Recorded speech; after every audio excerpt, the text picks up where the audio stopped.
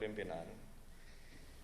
Tadi sebenarnya yang diminta oleh kita kan penjelasan dasar mengenai mengapa pemerintah mengambil sikap untuk melakukan perubahan terhadap Undang-Undang 13 tahun 2003. Ya. Kemudian kita juga berharap ada satu penjelasan apa yang menjadi masalah di Undang-Undang 13 2003 yang kemudian karena kita ingin melakukan satu omnibus law, maka Undang-Undang 13 tahun 2003 pun juga harus dilakukan perubahan. Tapi itu tidak saya dapatkan kajiannya.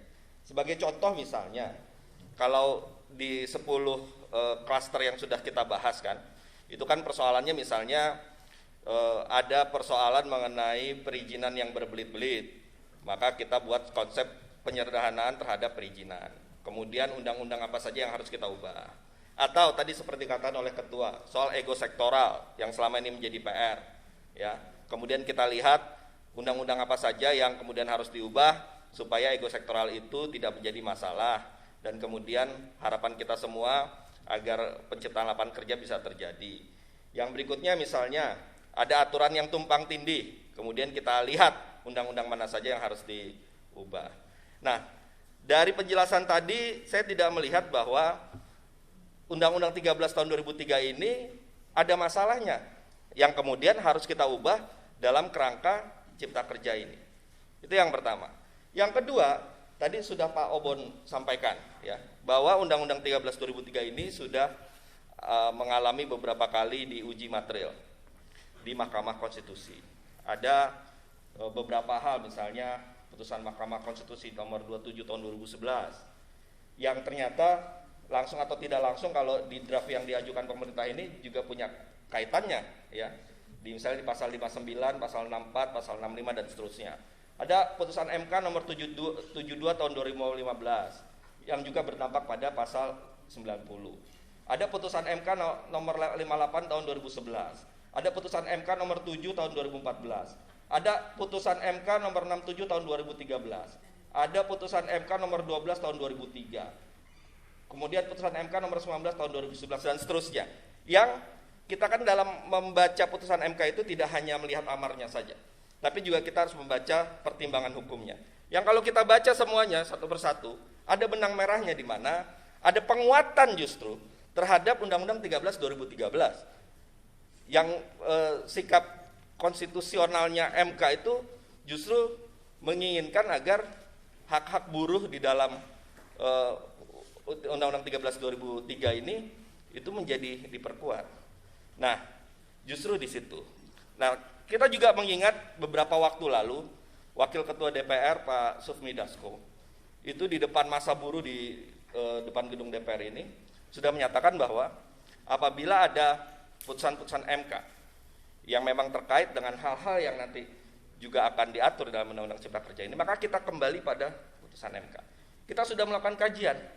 Ternyata banyak yang berdampak langsung atau tidak langsung, berkaitan satu sama lain. Karena kita tidak bisa memisahkan satu persatu. Harus kita lihat benang merahnya.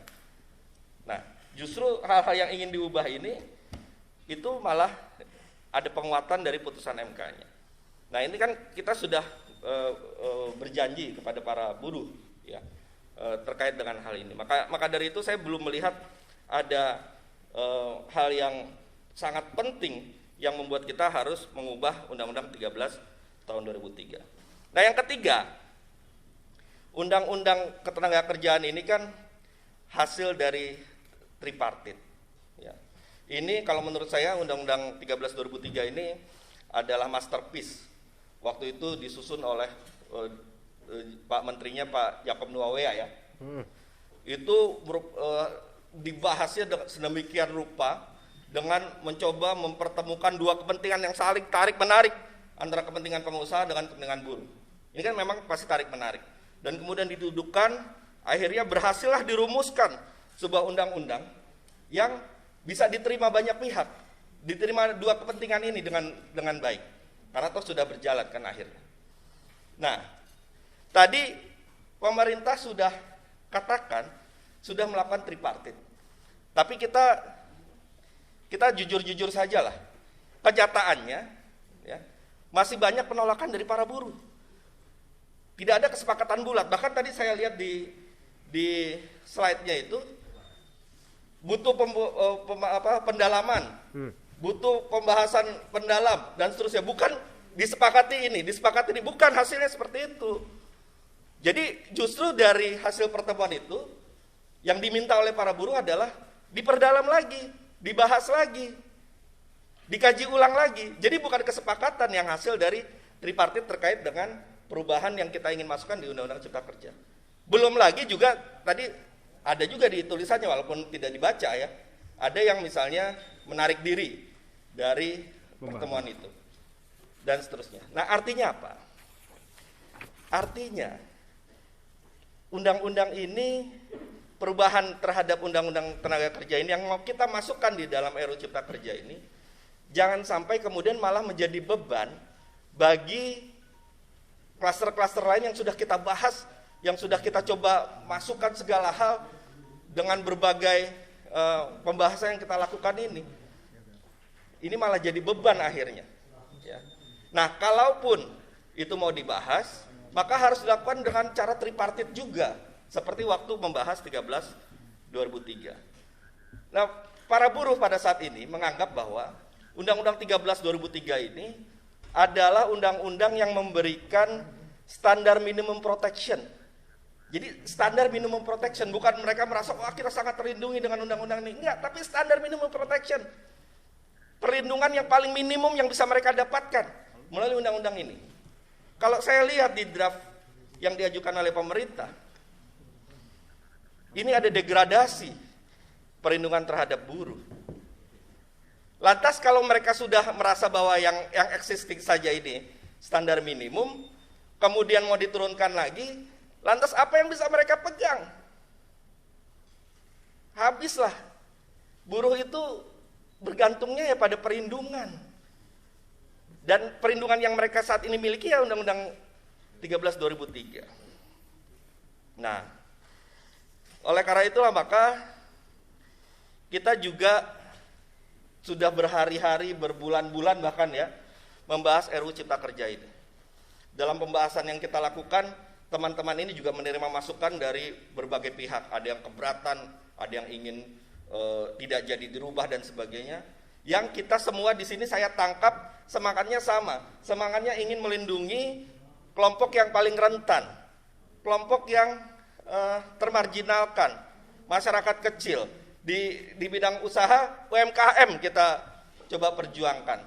Kemudian di bidang agraria, orang-orang yang terkena konflik agraria bukan karena kesalahannya, kita coba lindungi dalam Undang-Undang Cipta Kerja ini.